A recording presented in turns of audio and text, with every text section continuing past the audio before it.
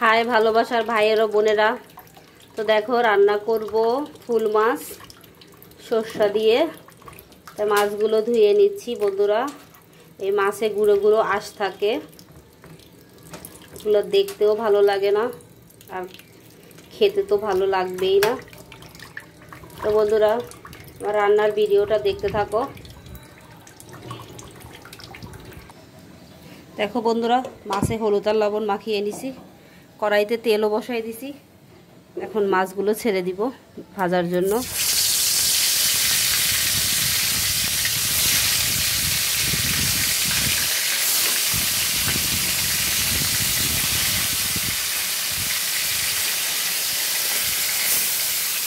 মাছগুলো একবারে ভাজা যাবে না, আরও মাছ বাকি আছে, আরও একবার ভাজতে হবে। দেখো বন্ধুরা, মাছের মাথাগুলোর এক পিঠ হয়ে গেছে, আমি আর এক পিঠ উল্টে ভেজে নিচ্ছি। বন্ধুরা বাকি মাছগুলো ভেজে নেব।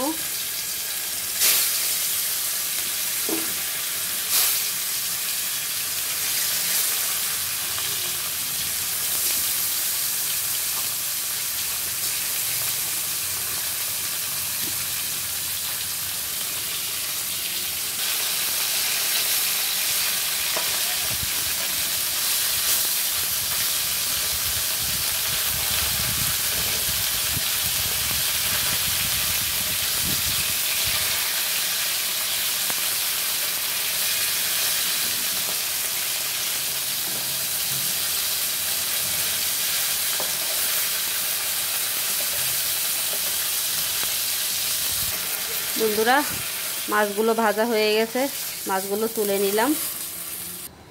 বন্ধুরা মাছ ভাজা তেলের ভিতরে দিয়ে দিলাম কাঁচামরিচ বাটা, হলুদ দিলাম,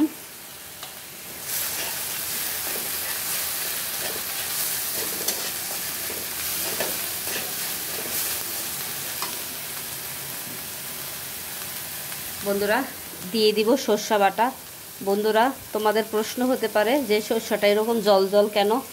বন্ধুরা আমি এটা জলে ভালো করে ছাঁকনি দিয়ে সেকে নিছি। এই যে দেখো বন্ধুরা, এই যে সরষাটা ছাকার পরে এই যে দেখো সরষার যে খোসাটা ছিল, এই খোসাটা আমি ফেলে দিছি।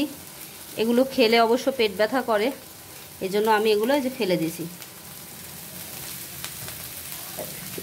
যেহেতু আমি এটাকে জল দিয়ে সেকে নিয়েছি তাই একটু জল জলই হবে। এই যে দেখো বন্ধুরা, এই সরষায় একদম খোসা নেই।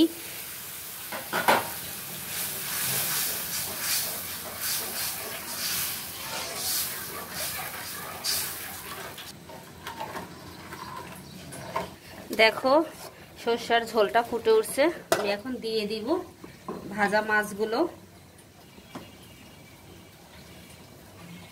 এ দেখো ভাজা মাছগুলো।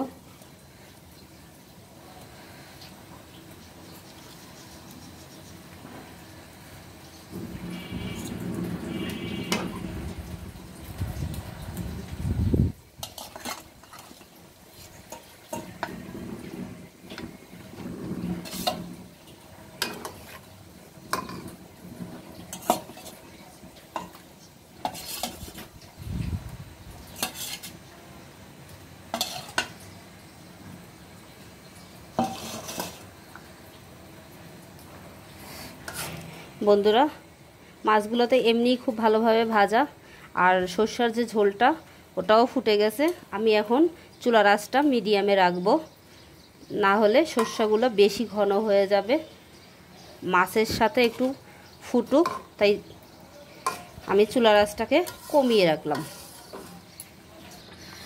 বন্ধুরা দেখো মাছের ঝোলটা রান্নাটা কমপ্লিট। আমার নামানোর আগে আগে আমি হাফ চামচের মতো ভাজা জিরার গুঁড়া ছিটিয়ে দিলাম।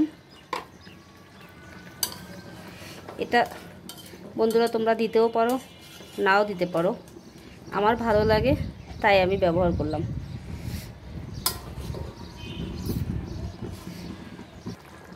তো বন্ধুরা আমার সরষে দিয়ে ফুল মাছ রান্না কমপ্লিট। তো বন্ধুরা আমার এই রান্নার ভিডিওটা তোমাদের যদি একটুকু ভালো লাগে তো লাইক কমেন্ট শেয়ার করো প্লিজ, সবাইকে বলছি। তো দেখা হবে বন্ধুরা অন্য কোনো রান্নার ভিডিওর সাথে। ততক্ষণ তোমরা সুস্থ থেকো, ভালো থেকো, সবাই নিজেদের খেয়াল রেখো বন্ধুরা। অনেক গরম পড়ছে বাইরে, তাই বলছি সবাই নিজেদের খেয়াল রেখো। তো বন্ধুরা বাই।